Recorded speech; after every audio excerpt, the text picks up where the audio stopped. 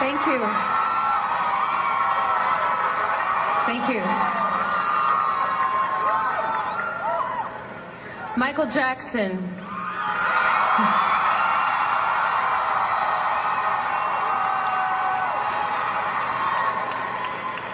I have a little bit more to say than that. Okay, here we go again. Michael Jackson was born in August 1958. So was I.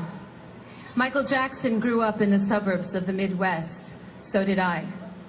Michael Jackson had 8 brothers and sisters. So do I.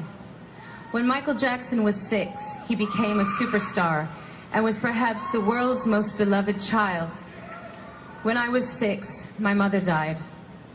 I think he got the shorter end of the stick. I never had a mother, but he never had a childhood.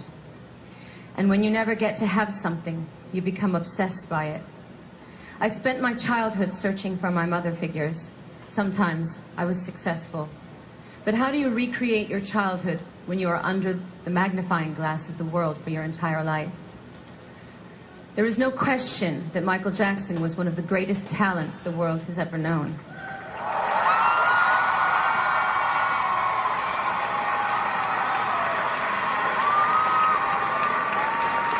That when he sang a song at the ripe old age of 8, he could make you feel like an experienced adult was squeezing your heart with his words. That the way he moved had the elegance of Fred Astaire and packed the punch of Muhammad Ali.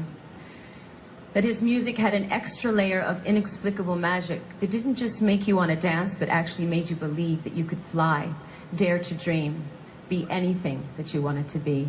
Because that is what heroes do, and Michael Jackson was a hero.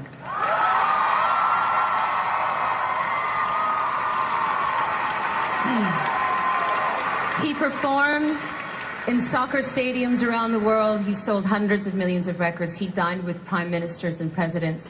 Girls fell in love with him. Boys fell in love with him. Everyone wanted to dance like him. He seemed otherworldly, but he was also a human being.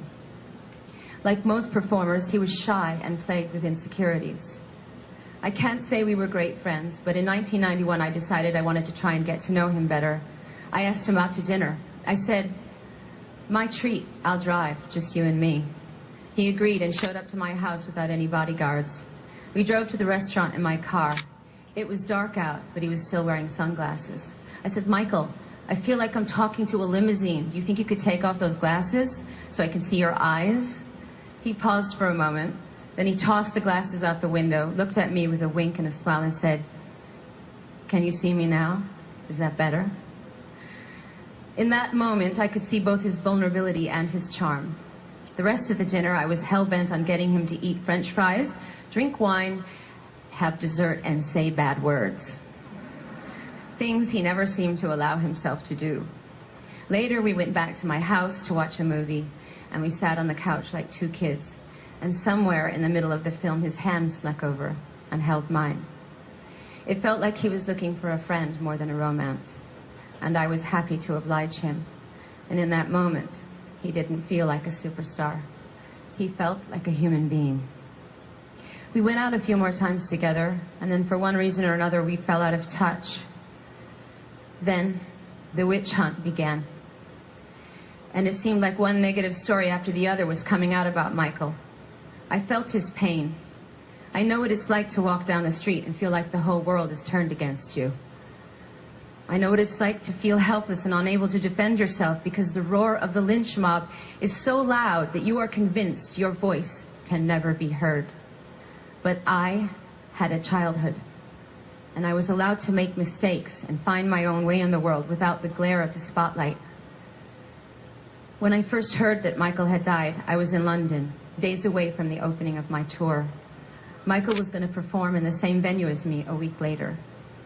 All I could think about in that moment was I had abandoned him, that we had abandoned him, that we had allowed this magnificent creature that once set the world on fire to somehow slip through the cracks. While he was trying to build a family and rebuild his career, we were all busy passing judgment. Most of us had turned our backs on him. In a desperate attempt to hold on to his memory, I went on the internet to watch old clips of him dancing and singing on TV and on stage. And I thought, my God, he was so unique, so original, so rare. And there will never be anyone like him again.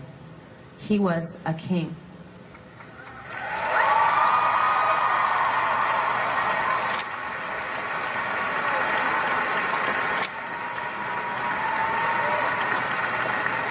But he was also a human being. And alas, we are all human beings. And sometimes we have to lose things before we can truly appreciate them. I want to end this on a positive note and say that my sons, age 9 and 4, are obsessed with Michael Jackson. There's a whole lot of crotch grabbing and moonwalking going on in my house. And it seems like a whole new generation of kids has discovered his genius and are bringing him to life again. I hope that wherever Michael is right now, he is smiling about this.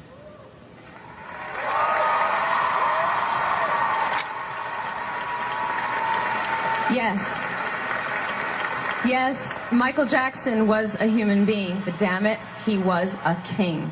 Long live the king.